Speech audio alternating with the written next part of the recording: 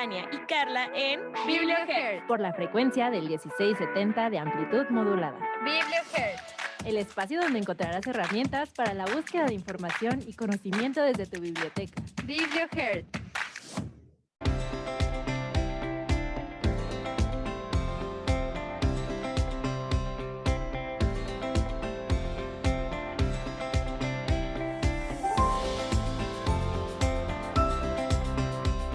Hola, muy buenas tardes. Ya estamos aquí con ustedes un martes más, teniendo algunos problemas porque estamos muchos en cabina. Ya tenía rato que no estábamos tantos en cabina, pero les damos la bienvenida. Y recuerden que este es un programa que les preparamos con mucha alegría y emoción y estamos súper contentos de este martes. Recuerden que nos pueden escuchar a través del 1670 de AM o a través de la página de radio.anahuac.mx y por supuesto vernos a través del Facebook @BiblioHeartsOficial. No olviden enviarnos sus saludos y comentarios y recomendaciones, tanto sugerencias a este WhatsApp que tenemos el 56 30 75 15 24. Así que agradecemos a todos los que están hoy en cabina. En radio agradecemos aquí a Controles, a David Magallón y a Daniel, a nuestra querida productora Nancy Medellín, así como al maestro Ricardo Zamora y nuestra jefa Angélica Luna, que siempre nos dan este apoyo. Entonces, saludo aquí a mis compañeras, a Tania, que está muy preparada con su cubrebocas todavía. Bueno, pues hola chicas, ¿cómo están? Espero que estén muy bien. Y pues bueno, yo estoy muy emocionada de empezar este programa. Hoy vamos a traer un magnífico programa en compañía de nuestra invitada especial, quien, bueno, ya la conocen, pero en un ratito más la vamos a presentar. Y justamente vamos a compartir un magnífico libro en esta sección que tanto les encanta a nuestros radioescuchas y a quienes nos ven en el live. Y ya saben que pues en esta sección podemos sumergirnos y conocer historias maravillosas llenas de creatividad, de asombro. Algunas de ellas tienen un poco de suspenso, de misterio, de felicidad. Ahora sí que son historias bastante completas y que nos generan muchas emociones y muchas experiencias que podemos a lo mejor relacionar con nuestras vidas. Y por supuesto hoy traemos para ustedes un libro y su respectiva adaptación cinematográfica y algunas otras que se han desarrollado a lo largo de los años. Y pues esta novela tiene una historia sin igual que vamos a conocer a lo largo del programa con esta invitada especial que les menciono. Así que, Tan, ¿por qué no nos hablas un poquito más de la novela de hoy y de nuestra invitada? Claro que sí, bueno, como ya lo mencionas, Carla, hoy estamos en la fusión, estamos desde el libro y la savia de los libros, y bueno, hoy vamos a hablar de esta grandiosa escritora estadounidense, Harper Lee, y bueno, su libro Matar a un ruiseñor, que su título original realmente es en inglés, ¿no? To Kill a Mockingbird, y la verdad es que esta novela es un clásico de la literatura estadounidense, ¿no? Es publicada en 1960, su publicación tuvo un éxito instantáneo, ganando un premio Pulitzer al año siguiente y pues pasando a convertirse en el clásico de esta literatura.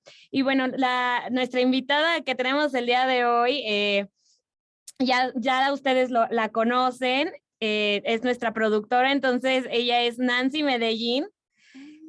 ¿Qué tal, Nancy? Te saludamos para que nos puedas comentar un poquito más sobre esta obra y darnos un poquito más de detalles de Harper Lee y de la obra. Hola, buenas tardes. Pues un gusto estar aquí con ustedes otra vez. Gracias, Nancy, por estar aquí otra vez. Ahora sí, te tenemos aquí con nosotras en cabina y no atrás de bambalinas, en donde está David con los controles, pero platícanos, ¿por qué seleccionaste esta novela el día de hoy? Pues realmente seleccioné el libro porque tengo la convicción de que para los lectores, para todos nosotros como lectores, cada libro que pasa en nuestras manos pues nos deja algo, ¿no? Pero hay libros que dejan una huella especial, libros que duelen, que nos ponen a pensar y a cuestionarnos muchísimas cosas, ¿no? En este caso, este libro nos pone a pensar muchas cosas de la condición humana y pues es un libro que realmente nos conmueve en lo más hondo y en lo más profundo de nuestro ser, ¿no? Es un libro que incluso nos hace pensar en cómo ser mejores personas. Bueno, pues este libro que es Matar a un ruiseñor es uno de los libros por los cuales decidí compartirlo el día de hoy. Y bueno, como ustedes también ya lo mencionaron hace un ratito, este es un libro que de su gran autora Harper Lee. Ella es una admirable y escritora y escribió esta hermosa novela que esperemos les guste. La escritora vivió en su infancia y una juventud entre la literatura y las desigualdades sociales en aquella época. Y estos son dos elementos que transmite sin duda alguna en su obra. Además, ella fue íntima amiga de otro novelista, de Truman Capote, al que arrebató el premio que él llevaba muchísimos años persiguiendo, y al final tuvo que olvidarlo porque pues fue su obra más célebre, ¿no? A Sangre Fría.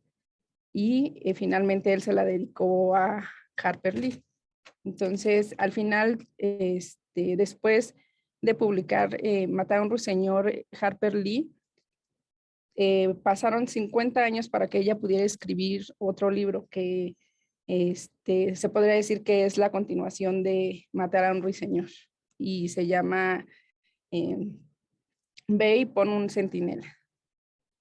Gracias, Nan. Pues con esta pequeña, digamos, resumen, reseña, vamos a hablar de lo que ya han mencionado, de hecho, Tania y Carla al principio, de que se convirtió en uno de los libros más leídos en esta sociedad norteamericana del siglo XX, y que también hablaremos de esta adaptación que sin duda es una adaptación de pura lógica, pura, y lo vemos, ¿no? Es algo duro, pero la verdad que nos deja, como bien dice Nancy, algo para reflexionar. Y pues tenemos a la persona responsable, Robert Mulligan, que hizo esta adaptación, así que lo platicaremos más adelante. Pero ¿por qué no, Nancy, nos platicas?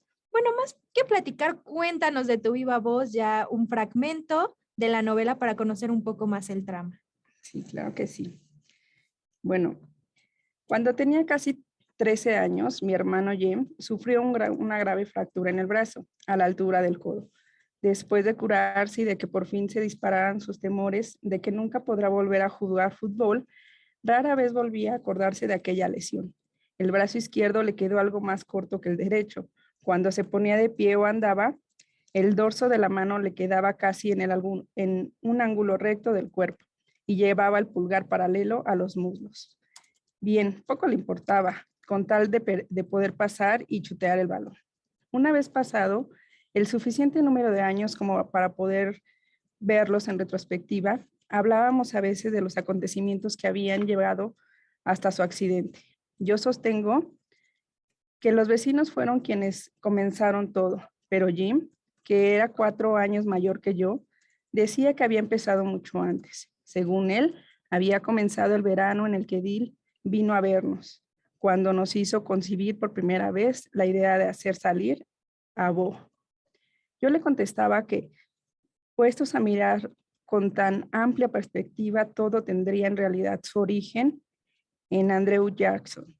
Sí, el general Jackson no hubiera perseguido a los indios río arriba, Simon Fish nunca habría llegado hasta Alabama. ¿Y dónde estaríamos nosotros en tal caso? Ya no teníamos edad para zanjar la discusión con una pelea, así que consultábamos a Atios, nuestro padre. Sentenció que ambos teníamos la razón. Al ser del sur, algunos miembros de la familia hallaban un motivo de vergüenza en el que hubiera constancia de que ninguno de nuestros antepasados hubiera luchado en la batalla. Tan solo teníamos a Simon Fish, un boticario de Cornualles, cuya propiedad solo veía superada por su tacañería. En Inglaterra, a Simón le irritaba la persecución de aquellos que se hacían llamar metodistas a manos de los hermanos liberales. Y como él se consideraba metodista, cruzó al Atlántico hasta Filadelfia, de ahí a Jamaica y desde ahí a Mobile. Y luego subió hasta Saints, sin perder de vista las estrictas normas de Young sobre el exceso de la palabrería en la compra y venta. Simón tuvo un considerable éxito en la práctica de la medicina, pero fue desdichado en esa empresa, pues había caído algo que él sabía que no era para mayor gloria de Dios. Como llevaba encima oro y ropas caras, de modo que Simón olvidó las enseñanzas de su maestro sobre la posesión de humanos como bienes. Como 3 esclavos, con su ayuda estableció una hacienda en las orillas del río de Alabama, a unos 60 kilómetros más arriba. Regresó a ese lugar solamente una vez para buscar esposa, y con ella estableció descendencia de muchas hijas. Simón alcanzó una edad impresionante y murió rico. Era costumbre que los hombres de la familia se quedaran en la hacienda de Simón, el desembarcadero de Fish, y ganaran la vida con el algodón. La explotación se sostenía sin ayuda externa. Era modesta la comparación con los impuestos del contorno, pero el desembarcadero daba todo lo que hacía falta para vivir, excepto el hielo, la harina de trigo y las prendas de vestir, que le proporcionaban las embarcaciones fluviales de móvil. Simón había visto con importantes rabias las refrigerias entre el norte y el sur, porque éstas se lo arrebataron todo a sus descendientes, salvo sus tierras. Sin embargo, la tradición de vivir en ellas mantuvo inalterable hasta bien centrado el siglo XX, cuando a mi padre, Actius, fue a Montgomery para aprender derecho y su hermano pequeño se trasladó a Boston para estudiar medicina. Su hermana Alexandra fue la Fish que se quedó en el desembarcadero. Se casó con un hombre taciturno que pasaba la mayor parte del tiempo tumbado en una hamaca al lado del río, preguntándose si sus redes estarían llenas de peces. Muchas gracias, Nancy, por compartirnos este pequeño fragmento introductorio para que nos empecemos a dar una idea de cómo, de qué va la novela. Y justamente en este primer fragmento, pues comenzamos a conocer algunos de los personajes principales, como la narradora Scout, o bueno, la que se presume que es la narradora, que es Scout. ¿Qué tono podemos decir que tiene la voz de esta pequeña en estos primeros recuentos de la novela? ¿Es un personaje curioso? ¿Será un personaje intrigante? Ahorita entendemos que pues es una niña, pero ¿se mantendrá con esa voz inocente o con este tipo de voz a lo largo de la narración? Pues en realidad no es que decirles si mantendrá esta inocente voz, que me gustaría que lo leyeran para que ustedes lo descubrieran. Pues es una historia apasionante que mezcla distintas tramas, ¿no?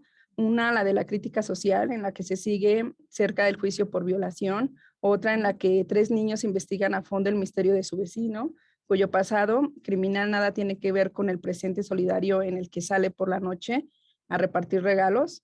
Son 2 historias opuestas que incluso se mezclan antes de que el lector se dé cuenta. Una novela más recomendable para jóvenes y para adultos, que dejará un duradero en todos aquellos que la lean, ¿no? Truman Capote, al que arrebató el premio, el que llevaba tantos años persiguiendo, nuestra autora Harper, al final tuvo que olvidarlo porque su obra pues, más célebre, que era Sangre Fría, se la dedicó a ella, como ya se los había comentado. Recordemos, para entrar un poco en contexto, que en esta época los prejuicios raciales imperaban a todo lo que daban, ¿no? Es por ello que los niños Fish, en especial Scout, la niña que es la narradora de la historia, sufre muchísimas burlas de sus vecinos, tanto chicos como grandes, quienes pues empiezan a atacarlos por las decisiones de su papá. Así es, Nani. Bueno, rapidísimo, un comentario que me encantó que nos dieras a conocer, ¿no? Esta secuela que se presume de matar a un ruiseñor, el B aposta a un centinela, bueno, que realmente se menciona y se presume que es el borrador el primer borrador de Matar a un ruiseñor, ¿no? En donde conocemos a esta Scout, ya una persona adulta que, bueno, que convive con su padre Atticus ya de otra manera, pero pues se presume que esto fue pues el primer borrador del libro que iba a salir en primera instancia. Pero bueno, ya que tenemos esta breve introducción también al personaje que sería el de su padre y el de su madre, ¿no? Sería importante en la historia también tal vez precisar la ausencia de la madre o tal vez que el padre tuvo todos estos valores importantísimos para poder educar a sus 2 hijos sin necesidad de ella.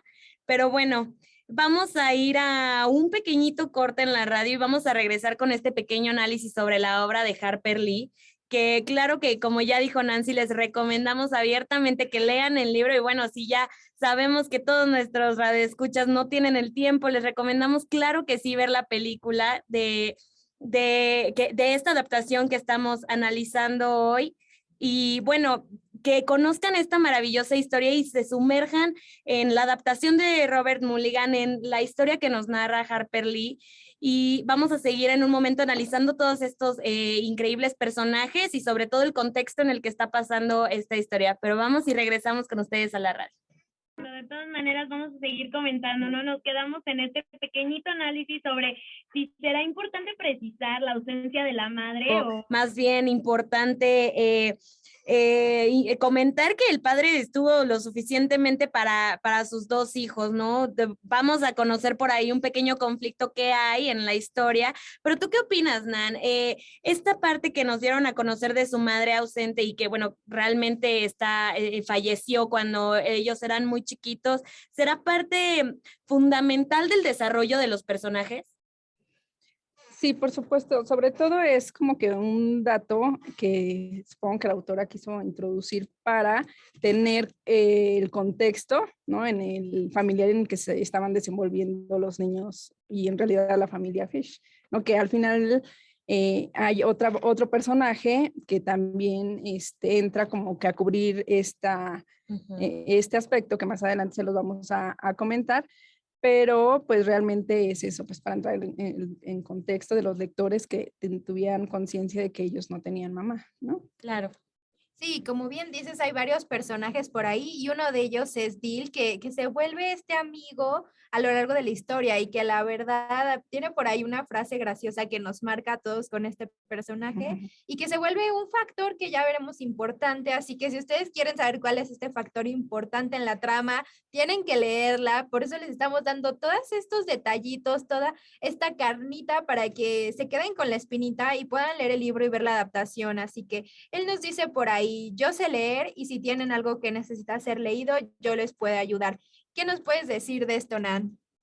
Pues sí, Dil juega un papel muy importante en las acciones de los niños Fish, pero realmente lo que creo es que al parecer Dil es el cerebro que inicialmente idea todos los primeros intentos, ¿no? De los niños Fish por hacer salir a su vecino Bo. ¿No? Claro. Aquí ya entra Bo, que es un vecino, y ahorita vamos a hablar también de él. Pero al final Jim, que es uno de los niños Fish, es el que realmente lleva los planes en acción. Entonces, con esto, realmente él es el que supera sus miedos, y ese miedo que por un lado no sabía qué reacción tendría su vecino Bo al salir, si es que lograban que hicieran que saliera, ¿no? Pero al final de cuentas lo hizo todos los intentos, con el apoyo obviamente de Dil y de su hermana, y pues ya veremos al ratito otra parte de la historia. Así es, y pues justo como lo mencionas, está este otro personaje de Bo, o de Bo Radley, y ¿qué podemos esperar también de este misterioso personaje? Porque se introduce como justamente un personaje que les genera cierto misterio, cierto miedo a los niños. Entonces, ¿será que a los ojos de estos personajes de niños nosotros también deberíamos temerle al personaje de Bo? Pues realmente, en principio considero que cada uno de los personajes en esta historia nos deja una reflexión profunda con respecto a la condición humana, ¿no? Como ya se los mencionaba. En el caso de Bo, pues es un vecino ya adulto al que sus papás tenían encerrado en un sótano por el simple hecho de tener una discapacidad, ¿no? Ellos tomaron esa decisión de encerrarlo porque un día Bo apuñaló a su papá en la pierna y entonces, pues, ¿qué hicieron ellos? ¿No? Consideraron que era un peligro para las personas y decidieron encerrarlo en el sótano, ¿no? Entonces, con esta acción podemos ver que condenan a Bo, sus propios papás, a una vida de encierro, ¿no? Y no solo violan sus derechos como persona, entonces lo privan de absolutamente todo, ¿no? A lo que un ser humano tiene derecho.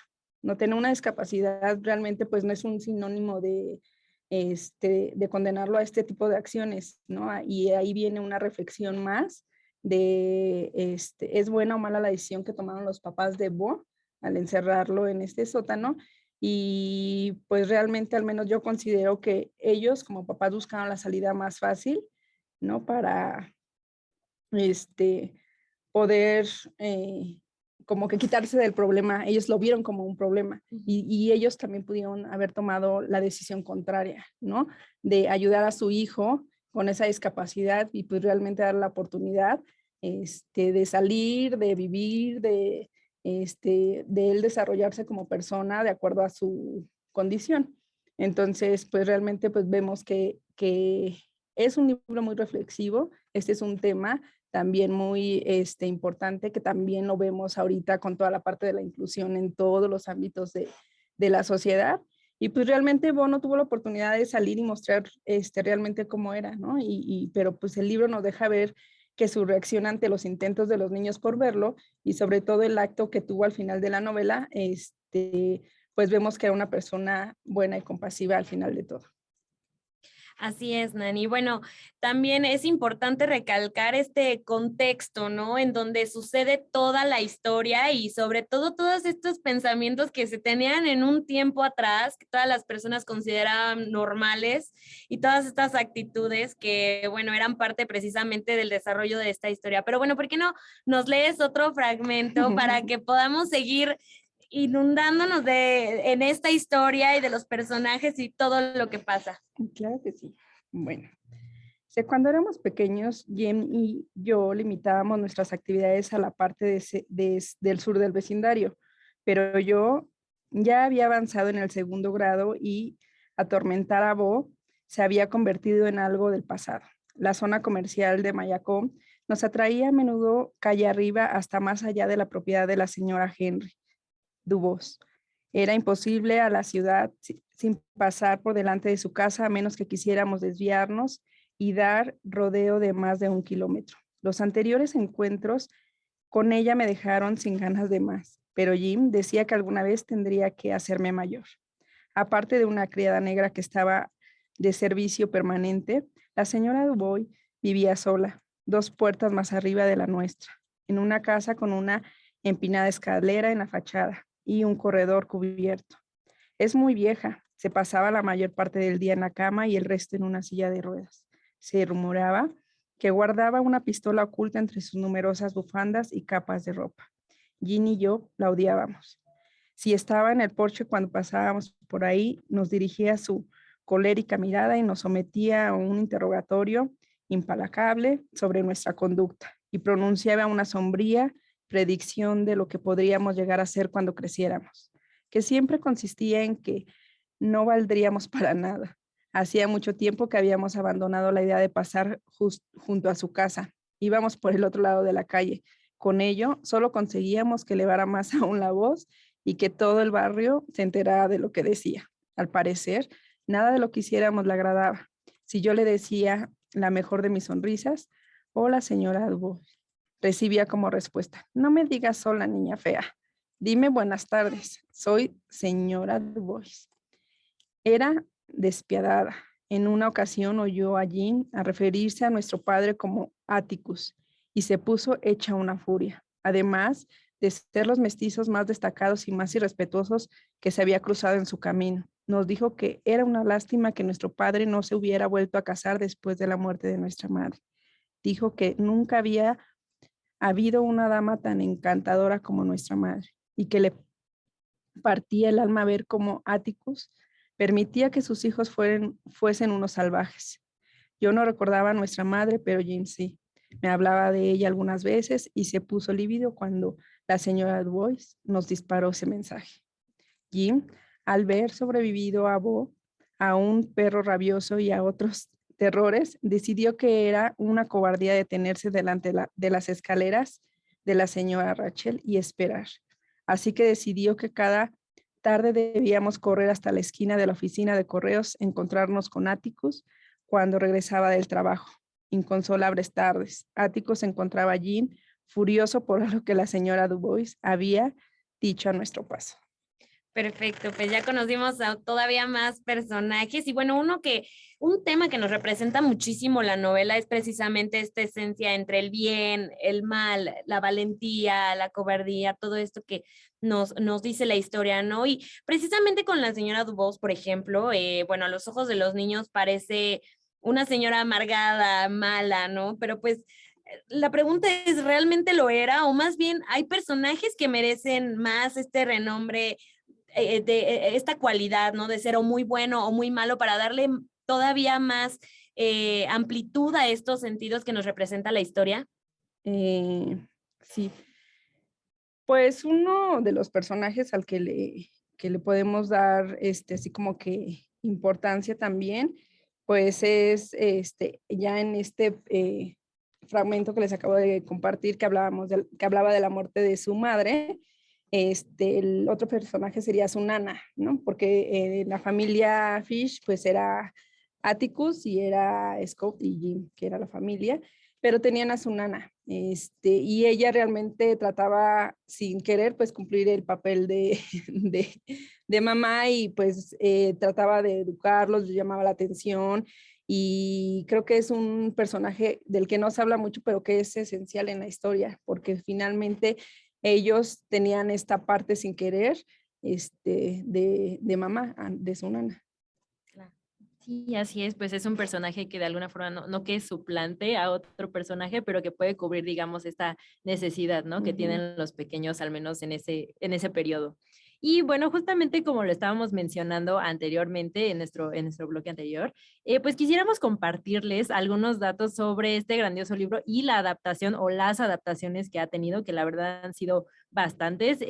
Hoy hemos mencionado mucho la del 62, de Robert Mulligan, que justamente es la que hemos preparado para este programa, por si la quieren ver, la verdad la pueden encontrar muy fácilmente en línea y justamente está dentro de las 29 mejores películas estadounidenses de todos los tiempos, está dentro de las 35 mejores películas de drama y dentro de las 44 mejores películas en la historia del cine, entonces claramente está muy recomendada, nosotras se las recomendamos muchísimo, no solo porque les da una idea bastante buena de cómo es la novela, de hecho la autora misma nos decía que, bueno, decía en las entrevistas que le parecía una adaptación bastante fidedigna, bastante completa, muy bonita, de hecho le encantaba, entonces si a ella le encantaba, pues cómo no nos va a encantar a nosotros sus lectores, y bueno, a quienes todavía no les alcanza a picar la curiosidad por la novela, pues pueden empezar por la adaptación cinematográfica, probablemente por ahí también les pueda agarrar mucho la curiosidad.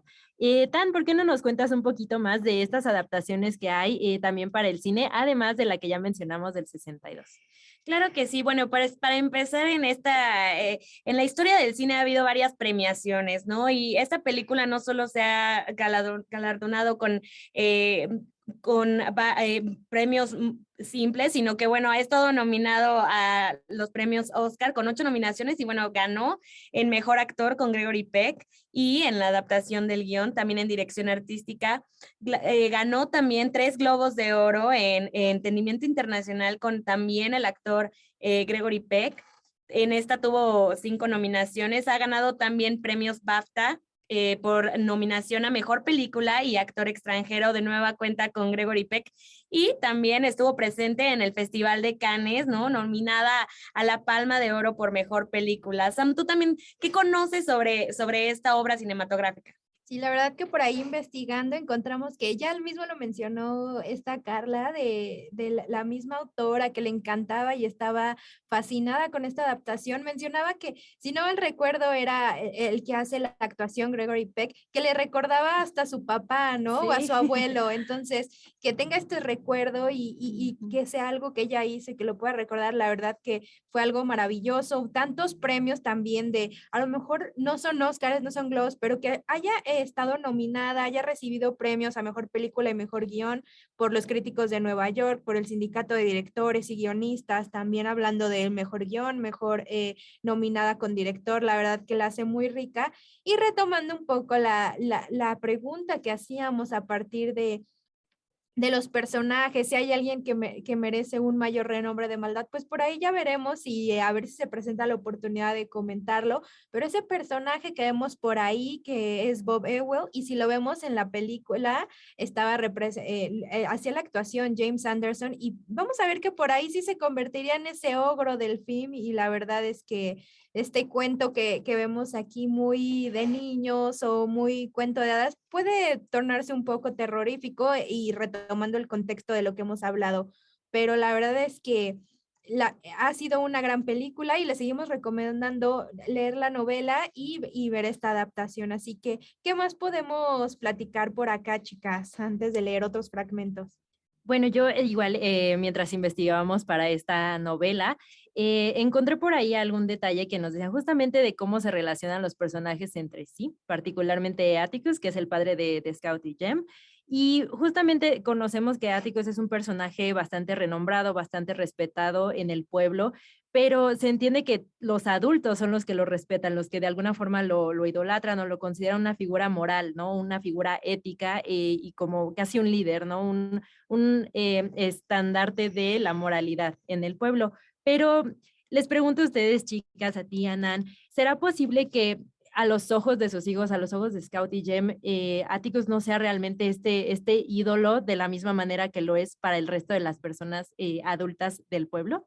Bueno, antes de comentar eso, quisiera, sí, comentarles de ahorita que estaba compartiéndonos Tan y Sam de la autora que estaba muy relacionada y le gustaba mucho en cuanto a los personajes. Recordemos que es una novela con una parte muy real, tanto otra como ficción, pero ella realmente usa los personajes de acuerdo a su historia, sus vivencias. Los personajes realmente son reales porque son tomados como sus vecinos, su pueblo y todo eso. Obviamente le cambió el nombre al pueblo, pero realmente son tomados de su vida propia, por eso es que está tan familiarizada y tiene estas opiniones de la novela. Y bueno, yo también quisiera, pues ya como lo comentaban ustedes, recomendar la adaptación cinematográfica, ya que es de una calidad excelente y todos sus actores son encarnaciones perfectas de cada uno de sus personajes. Y aunque se dejaron fuera ciertos personajes y situaciones de la novela en la adaptación, pues realmente es muy, pero muy buena, así que pues, sí, vayan a verla. Muchas gracias, Nan. Y bueno, ya estamos a unos momentos de irnos a nuestro siguiente corte para pasar a nuestro siguiente bloque de la radio. Entonces, pues bueno, vamos a continuar con esta plática tan enriquecedora de la novela y vamos a seguir dando algunos datos pues curiosos para que se puedan seguir interesando para leer esta novela que de verdad vale mucho la pena, como ya lo hemos estado mencionando. Entonces, nos escuchamos en unos momentos. Vamos a corte.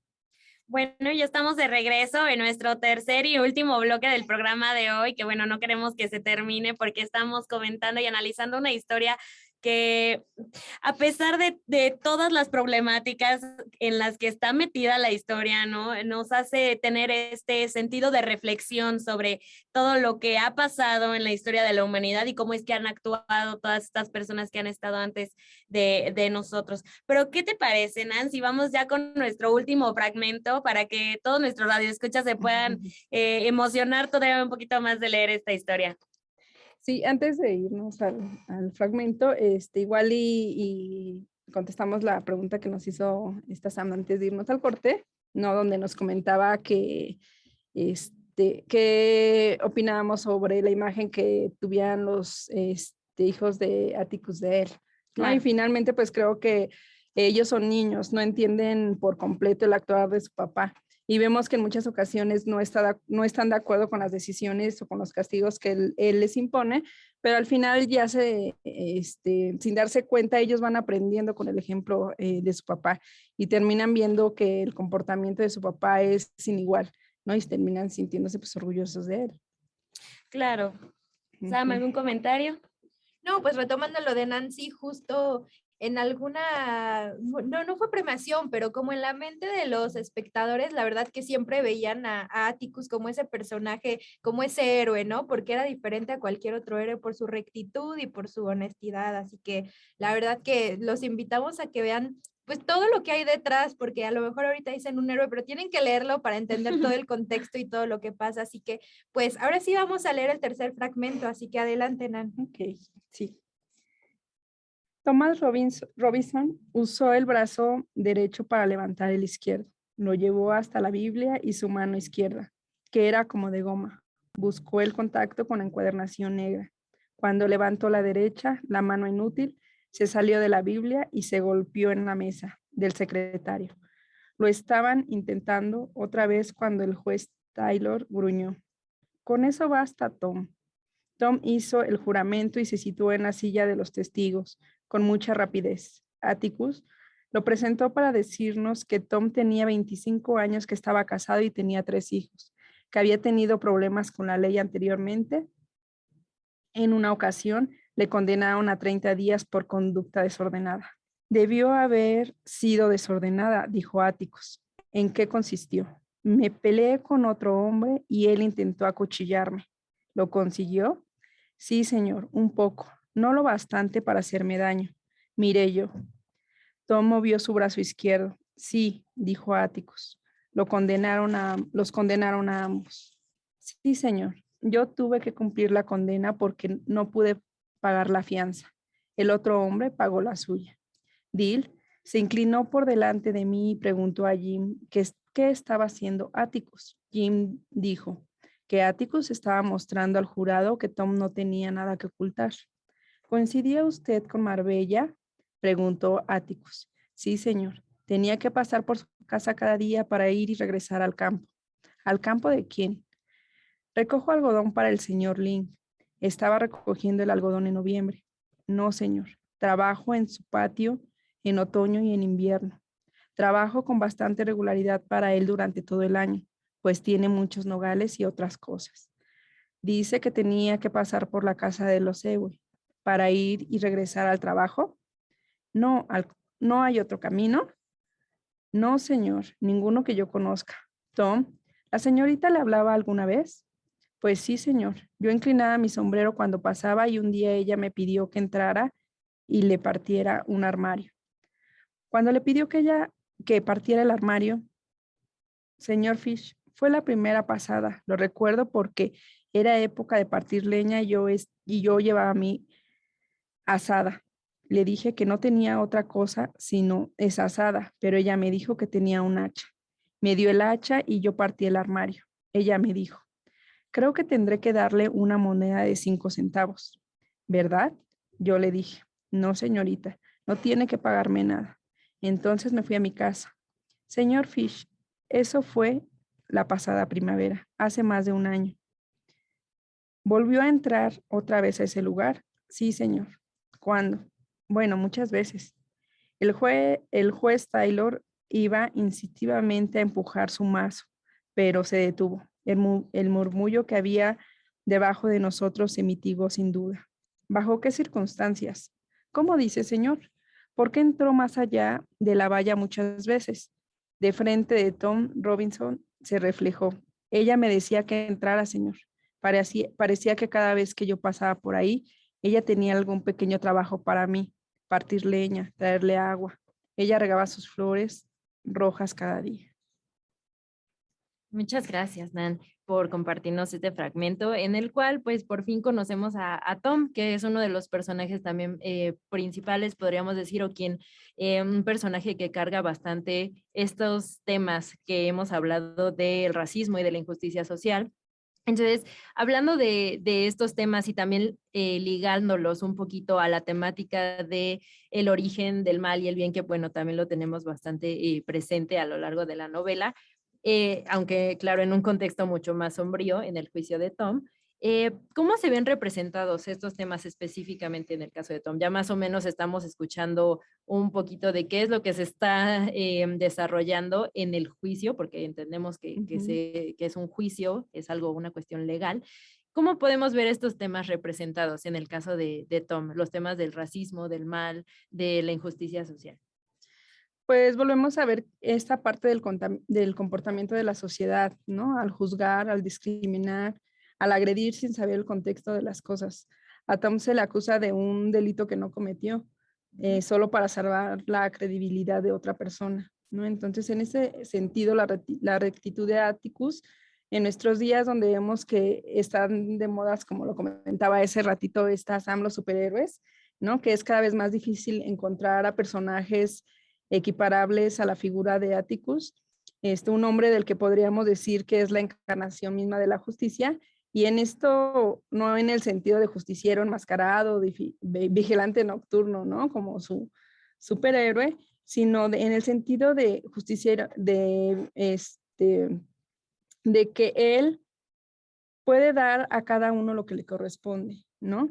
De que para él todas las personas son iguales y todos tienen los mismos derechos. Entonces, finalmente esa es su ideología, se comporta de acuerdo a lo que piensa, es congruente con lo que dice y con lo que hace en todos los aspectos, en todas sus vivencias, en cualquier cosa en la que él se desarrolle. Y pues finalmente, si nos aterrizamos a la actualidad, ¿no? Estamos hablando de cuántos años atrás, y nos aterrizamos a la actualidad, vemos que no estamos tan alejados de lo mismo. Entonces, pues eso es lo que les quería compartir. Gracias, Nan. Gracias, Nan.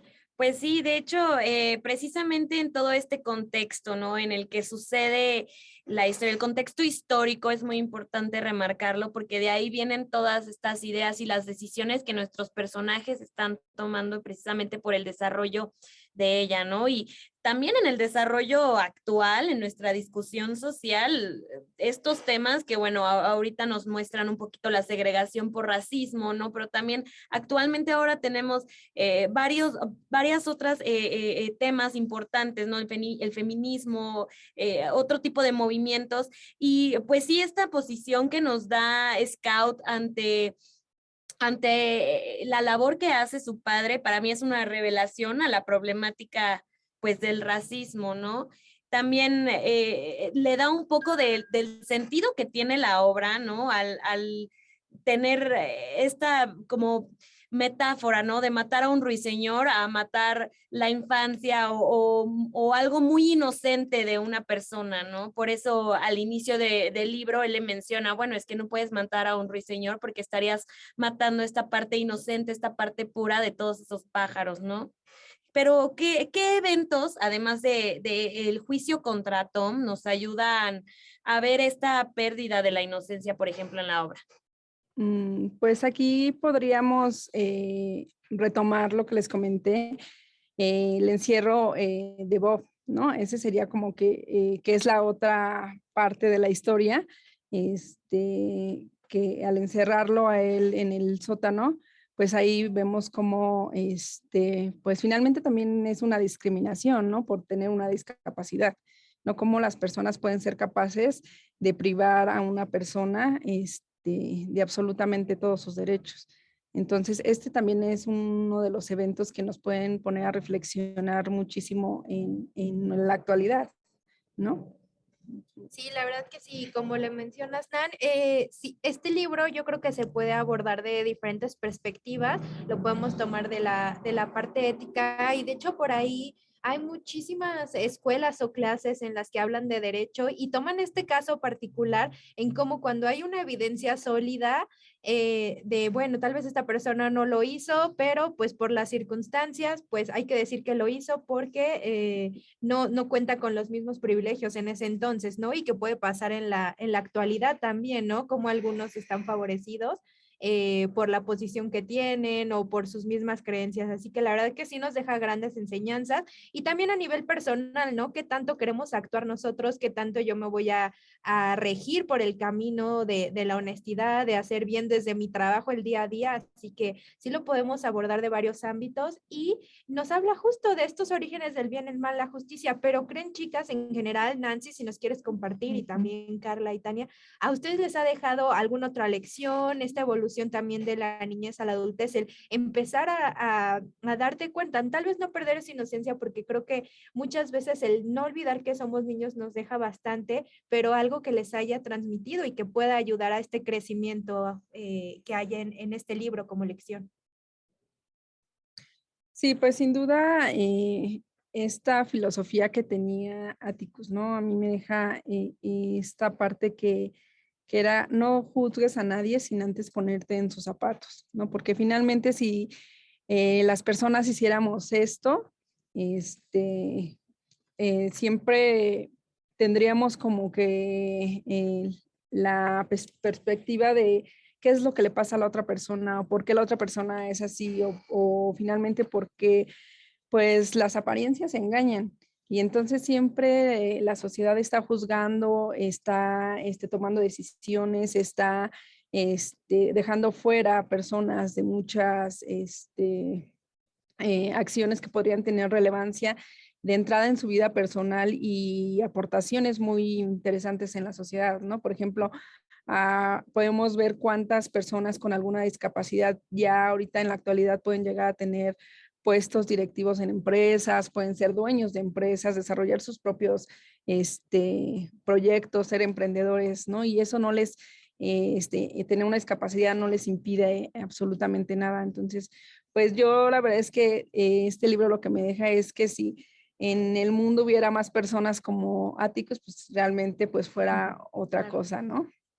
Sí, claro, pues como lo mencionas, es relacionar esta novela, porque la verdad es que son temas que no podemos dejar de lado, no son temas que pertenecen solamente al pasado, son temas actuales, sean, como lo mencionaba Tania, sean temas de feminismo, sean temas de racismo, son cuestiones sociales que eventualmente tenemos que, de alguna forma, acercarnos a, no a experimentar, pero sí acercarnos y sensibilizarnos a que existen estos conflictos sociales, más allá de que lo está evidenciando en esta novela, lo podemos ver nosotros en nuestro contexto real y contemporáneo.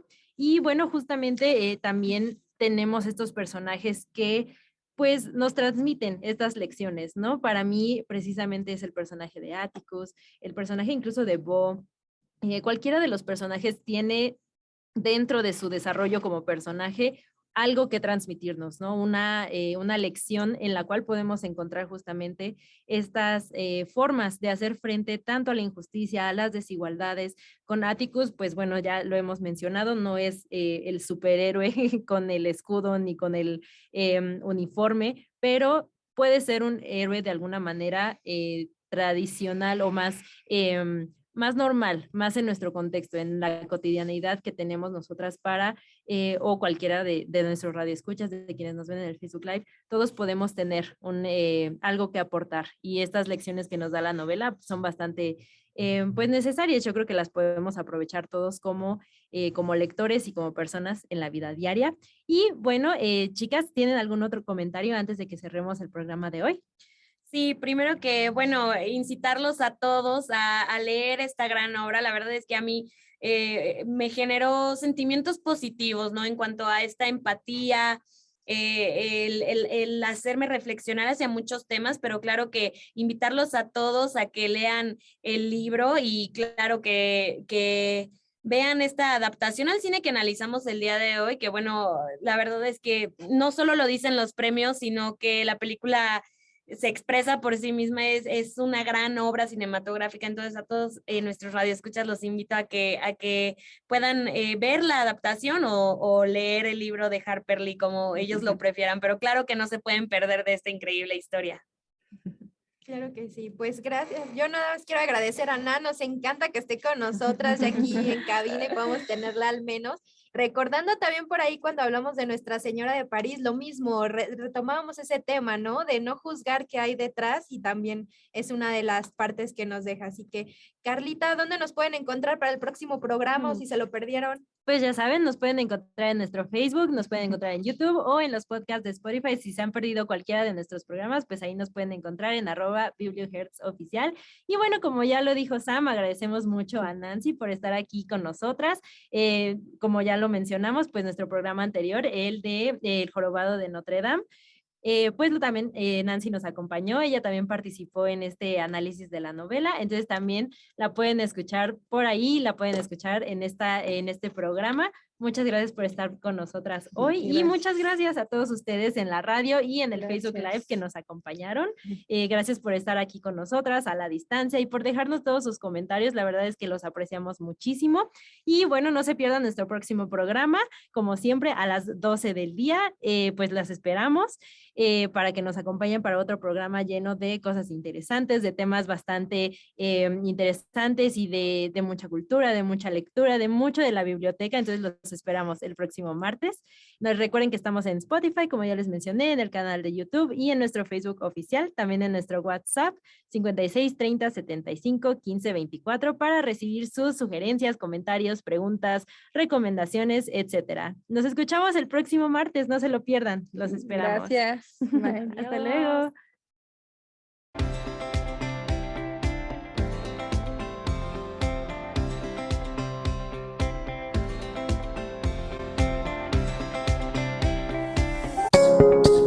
Esto fue BiblioHertz.